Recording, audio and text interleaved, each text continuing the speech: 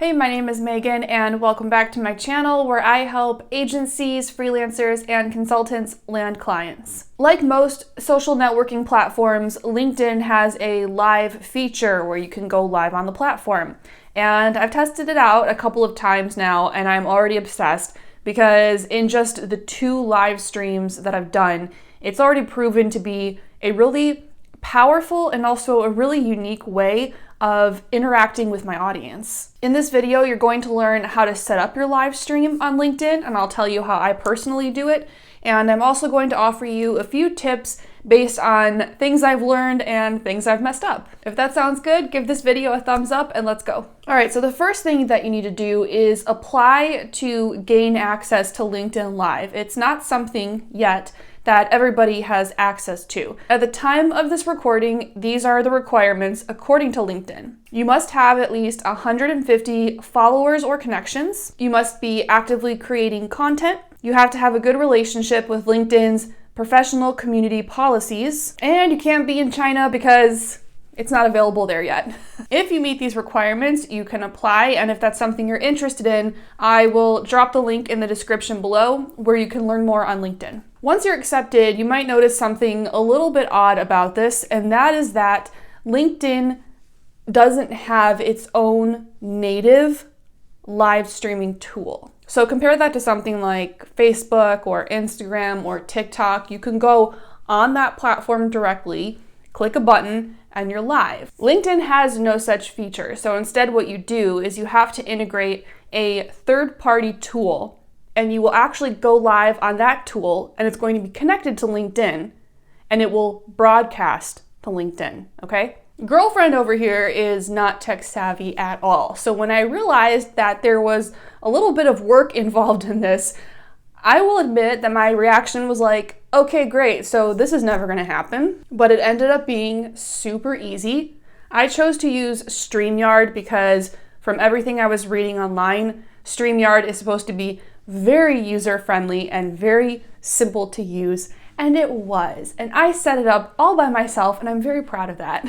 You can create an account for free, and then really, once you have an account, all you have to do is log in on StreamYard through LinkedIn, log in on LinkedIn through StreamYard. It's really simple. All you have to do is connect the 2 accounts, which is just a matter of logging in, and then they will be integrated. So when you go live, it's going to broadcast to LinkedIn. Okay, so when I want to do a LinkedIn Live, I actually go onto StreamYard, I broadcast on StreamYard, and then it flows through LinkedIn. So I'm still live on LinkedIn.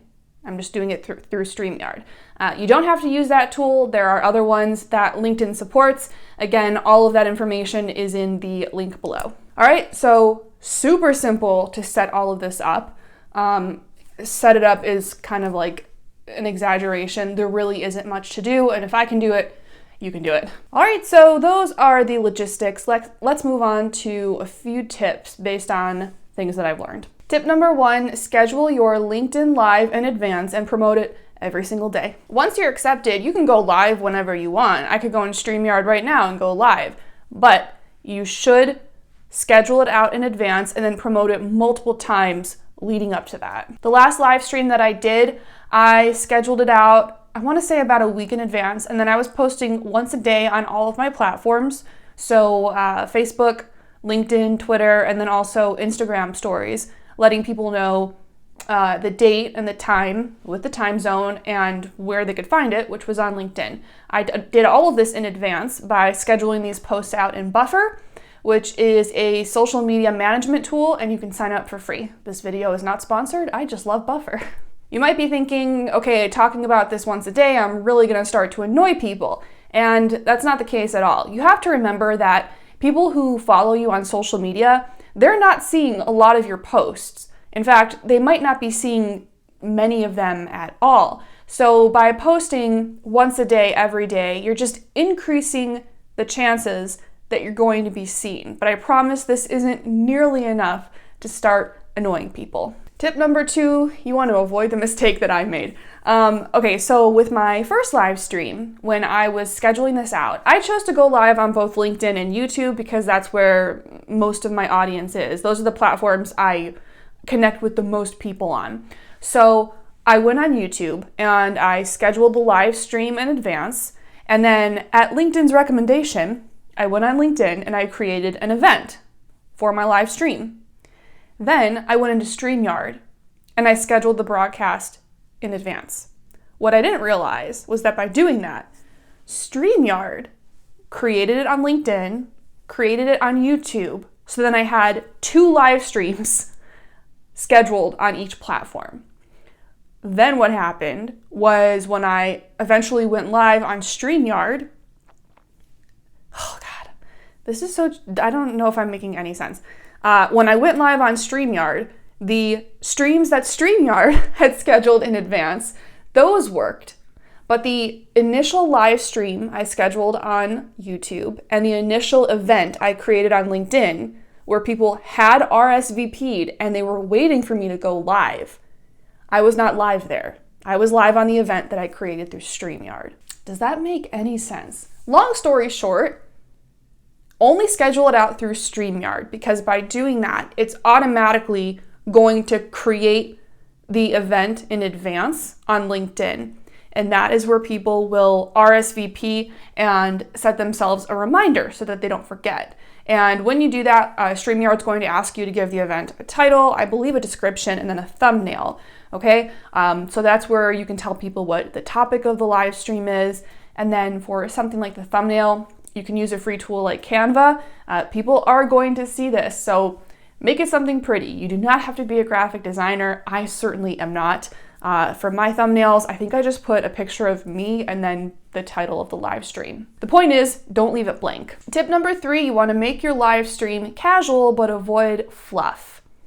One thing I've learned from going live on LinkedIn is that it's a really cool opportunity to have natural, genuine conversations with people, because they can drop comments on the live stream and you'll see them in StreamYard or whatever tool you're using, and you can respond to them by speaking in real time. So it's like you're having a conversation with these people. What I like to do is I have an outline of my notes, so all of the most important things I want to touch on. And the reason I do that is because if I don't, I will absolutely forget things, and I'm much likelier to kind of go off on tangents. Even with these YouTube videos, I have an outline right to my left, because if I don't, this would get out of hand. So by having an outline and just kind of like the bullet points, it keeps you on track, but then it leaves room for creativity and spontaneity and conversation. So it won't feel too rigid.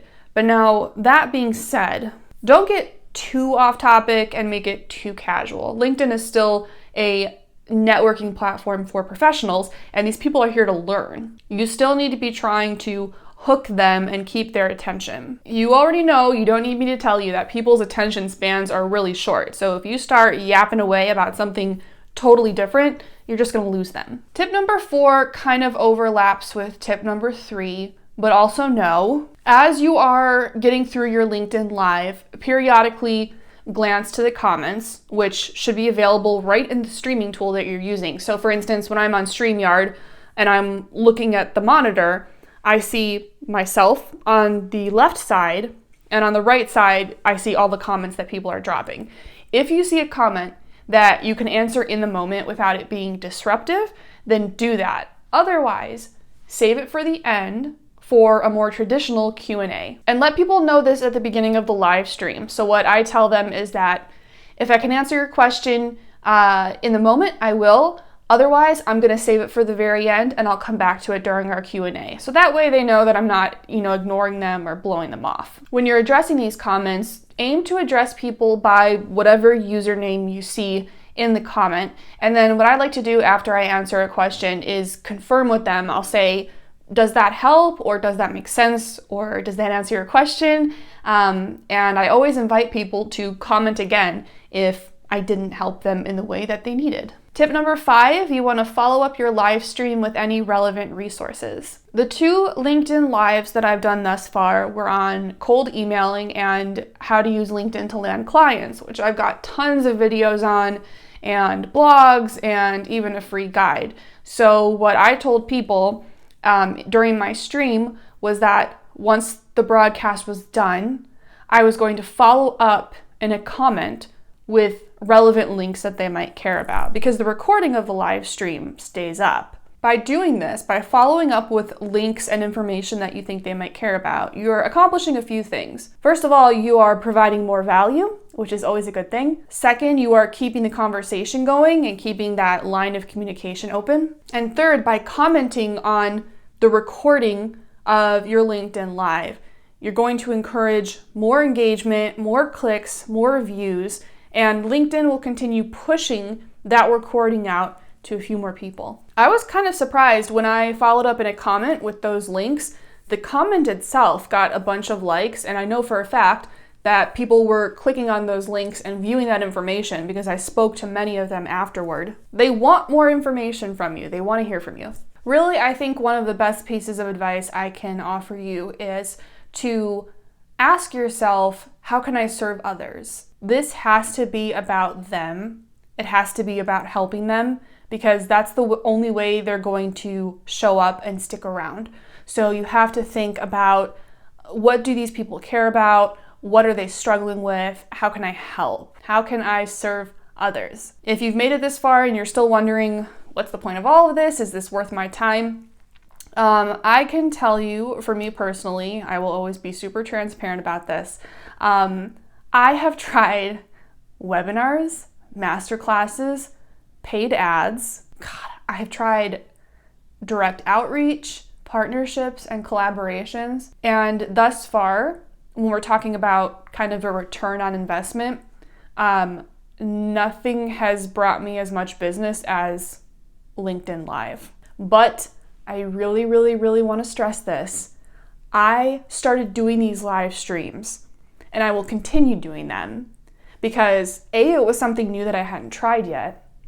And B, I thought, okay, I know I have a big audience on LinkedIn and I know they like to hear from me and I know I can help them. I've already helped them. So LinkedIn Live for me was an extension of that. And my motivation going in was and will continue to be, how can I help? Getting business from it was the cherry on top. So if you're only doing it to make money, that is the wrong reason. If you're doing it to help people and see where it may go from there, that's the right motivation. Your motivation has to be selfless, or it's not going to work. Alrighty, that's it for today. If you made it this far, please give this video a thumbs up and help support my channel. Tell YouTube that you like my content. If you have any questions at all, just drop them in a comment below, and I'll see you next time.